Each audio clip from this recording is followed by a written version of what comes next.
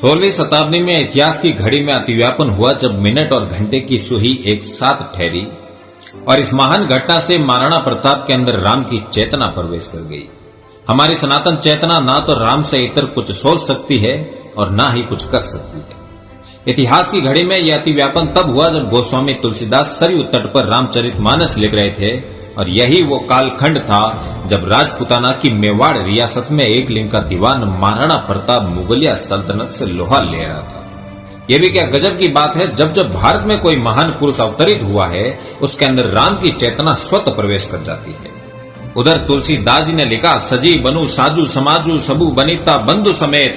इधर महाराणा ने अपने समाज बंधुओं के साथ आवश्यक सामान बांधकर अरावली की दर्रों की तरफ प्रस्थान किया। गोस्वामी जी आगे लिखते हैं कि रघुपति प्रजा प्रेम बस देखी सदे हृदय दुख भाव विजयसी। तो इधर महाराणा ने अपनी प्रजा को देखा और प्रजा अपने महाराणा का दुख देखकर जंगलों में जाने के लिए उनके साथ हो लेती है।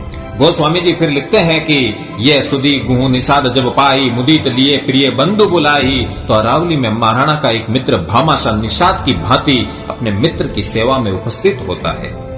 गोस्वामी जी सरयू तट पर जो लिख रहे थे उसका ज्यों का त्यों अभिनय अरावली के अरण्यों में हो रहा था। इसीलिए मुझे लगता है कि गोस्वामी जी ने न केवल राम बल्कि महाराणा को भी अपने मानस में लिख दिया। इसीलिए रामचरितमानस एक नहीं बल्कि दो सूर्यवंशी राजाओं का चरित्र है।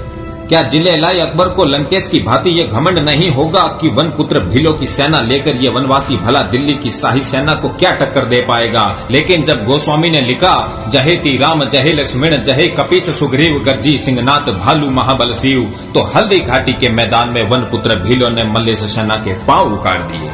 क्या श्री राम और महाराणा के उस कथन में समानता नहीं है जब श्री राम किष्किंधा नरेश बाली से सुग्रीव की स्त्री का अपहरण करने के विषय पर कहते हैं कि दूसरे की स्त्री को देखना तक पाप है, और मेवाड़ नरेश महाराणा अब्दुल रहीम खान खाना की बेगम को बंदी बना लेने पर अपने पुत्र राजकुमार अमर सिंह को खरी खोटी सुना देते हैं और बेगम को सम्मान सहित वापस भेजने का आदेश देते हैं। इस घटना के बाद अब्दुल रहीम खान खाना इतिहास में रहीमदास हो जाते हैं और उन्हें मानस हो तो वही रसखान बसो ब्रज गोकुल गांव के ग्वारन लिखने की प्रेरणा कहीं और से नहीं बल्कि एक लिंग जी के चरणों से मिलती है।